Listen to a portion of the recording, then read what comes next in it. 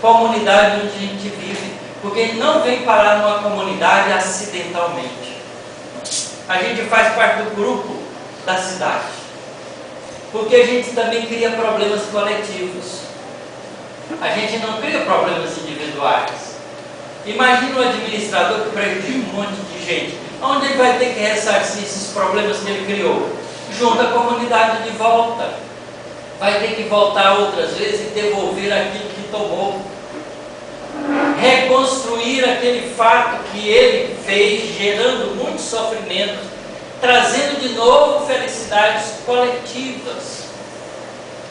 Então, o conceito de família para nós cresce profundamente.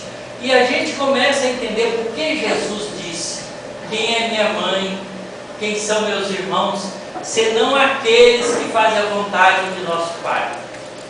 Porque o sentimento de fraternidade, ele nasce do valor da fraternidade construída na direção evolutiva do Espírito. Portanto, da nossa sintonia e harmonia com as leis espirituais que nos governam, que são as leis de Deus. Então, família corporal, família espiritual é um jogo de palavras que no fundo nos conduz ao mesmo resultado. Nós não temos a família corporal por acidente.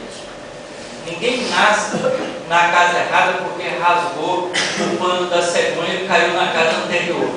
Não existe isso. Às vezes eu brincava muito com a minha filha, uma delas que era muito exigente, queria tudo para ela, falava: ó, minha filha, o lugar da cegonha descer você era lá no castelo da rainha da Inglaterra, mas o pano rasgou antes, você caiu aqui, agora vai ter que aguentar essa família. Porque na verdade a gente não está no lugar errado.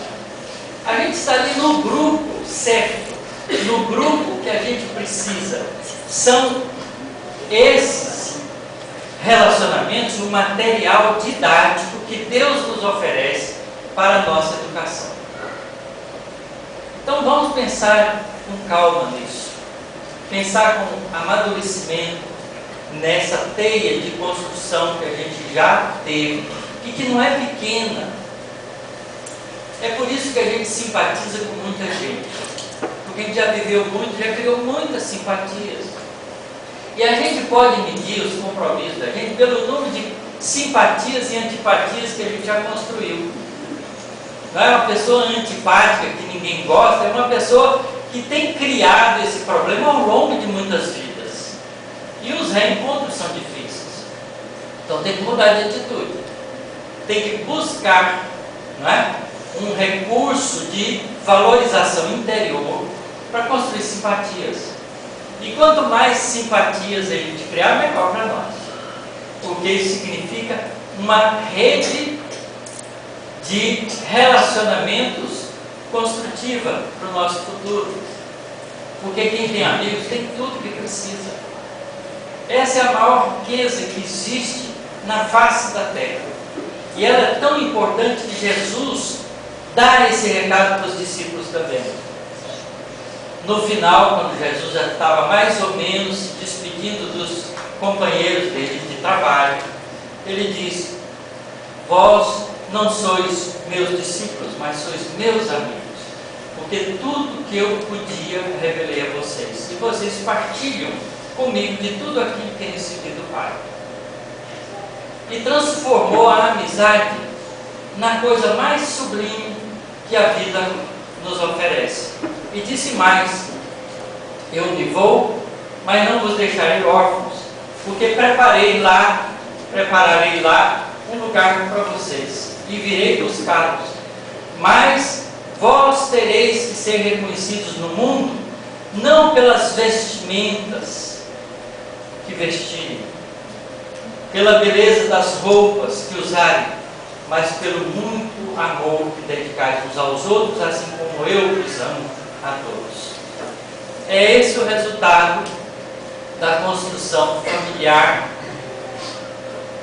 comunitária, social que nós devemos construir. E o nosso mundo nunca precisou tanto disso. O nosso mundo tem passado por uma fase de definição muito séria. A violência ficou explícita, ela sempre existiu na Terra, mas ela ficou de tal forma explícita pelo fato de nós termos ganhado a liberdade de ação. E isso era necessário nesse tempo, porque nós estamos no tempo da separação do joio e do trigo. E na parábola do joio e do trigo, a gente vê claramente a definição da justiça divina. Porque quando os discípulos, na lição, quando os servidores, na lição do joio e do trigo, determinam ou detectam na plantação que alguém, o maligno, tinha semeado o joio junto do trigo, eles quiseram e propuseram para o Senhor das terras: quer que nós arranquemos o joio?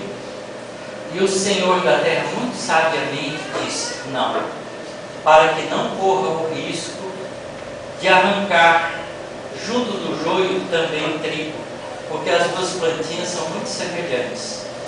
Deixe elas crescerem juntas. Quando chegar a hora da frutificação, aí sim, porque o fruto do joio é muito diferente do fruto do trigo. E aí, nenhuma injustiça será cometida de arrancar joio como se fosse, arrancar trigo como se fosse joio, porque a injustiça não existe nas leis divinas. E é a hora. Qual é o fruto do homem? O que o homem produz? Produz três coisas: sentimento, pensamento e ação. Nós somos conhecidos através desses três resultados que irradiamos de nós. E para que a gente possa ser conhecido como joio, como trigo, a gente não pode ter medo de mostrar o que é. Nós vivemos então numa sociedade assim. Acabou os tabus, acabou as proibições sociais, acabou essas regras de conduta. Cada um faz o que bem entende e mostra que planta é. Isso significa que nós estamos em plena época de frutificação e de ceifa. Nós estamos sendo marcados pelo dedo de Deus, como joio ou como trigo. Na verdade, a justiça divina permite, nesse momento crucial da vida terrena, que nós sejamos nós mesmos, sem hipocrisia, para que a gente possa ser herdeiro da terra, ou espíritos levados para um novo planeta de provas e expiações no começo, 10, 20 mil anos atrás. Porque essas inteligências agudas que colocam as suas mentes na construção do mal, da violência, da agressividade, vai ter que usar a sua capacidade intelectiva para a sobrevivência e não ter tempo de fazer mal algum. E vai ficar aqui quem quiser ser regenerativo, aqueles que assumirem a responsabilidade pela própria regeneração, pela própria construção dos valores melhores. Esse é o processo seletivo que está se dando. Então nós que conhecemos isso, que temos essa compreensão espiritual, que já sabemos da realidade da nossa vida como seres espirituais que somos, temos que trabalhar por isso. Nós somos os pedreiros, os faxineiros, os serventes, construtores da nova casa que é a terra. Portanto, não adianta ficar observando e fazendo frases que não vão construir coisa alguma. Nós temos é que trabalhar pelo bem comum, construir um novo mundo na nossa comunidade, na cidade em que estamos, dentro da nossa família, para que nós possamos então ter um mundo de regeneração já atuante.